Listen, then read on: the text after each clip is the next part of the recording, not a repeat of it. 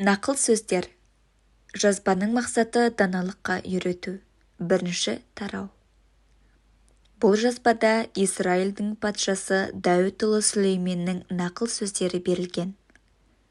Нақыл сөздердің мақсаты мынау: даналықпен тағылымды білдіріп, парасатты сөздерді ұғындыру, әділдік, дұрыс іс, ақ ниетке бағыттап, тәрбиелі, саналы өмірді иеленту. Ақылы толмағанға ақыл беріп, жастарға білім, саналылық сыйлау. Саналы жан тыңдап, ақыл кеңес табады, дана жан біліміне білім қосады.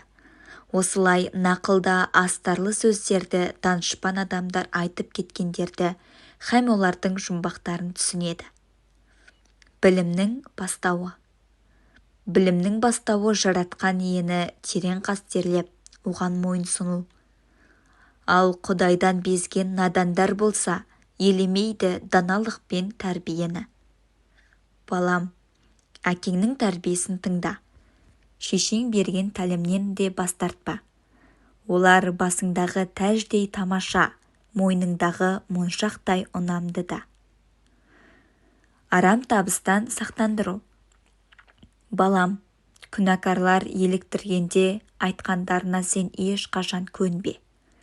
Олар сені шақырып былай десе: «Кәнеки, кеттік, біреуді аңдиық, сол бір айыпсыздың жолын ториық, аңдаусызда бас салып қанын төгейік, сондайларды тып-типыл тонайық, көрге түсіргендей түгел бітірейік, алуан асыл заттарға ие боламыз, үйлерімізді олжаға толтырамыз, тәуекелге бізбен бірге бел байла, бар байлығымыз ортақ болады сонда».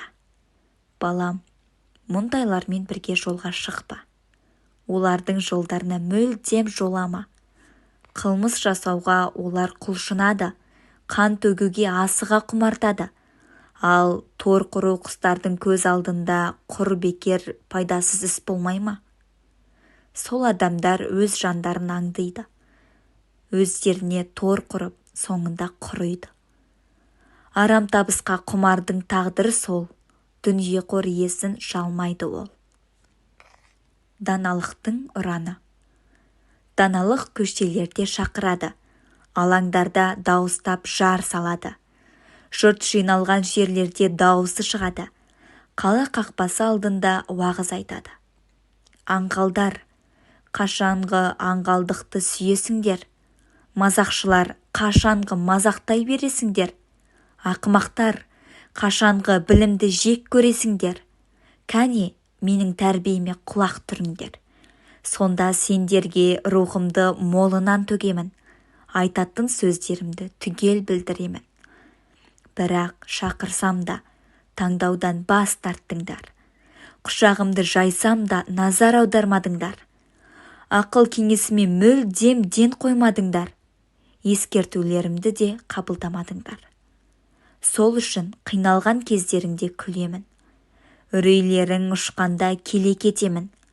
Қорқыныш сұрапыл дауылдай соққанда, зобалаң бастарыңа құйындай туғанда, қайғыға ұшырып сендер тарыққанда, сонда естімеймін мұндайлар шақырғанмен, мені таппайды шар құрып іздегенмен, өйткені олар білімді жек көрген, жаратқанды қастерлегілері келмеген, ақыл кеңесіммен менің безіп кеткен, бар ескертулерімді менсінбей жүрген.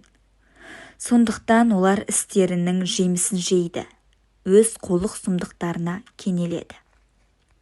Аңғырттың қыңырлығы өзін күйретеді, аңғалдар бейқамдығы өз түбіне жетеді.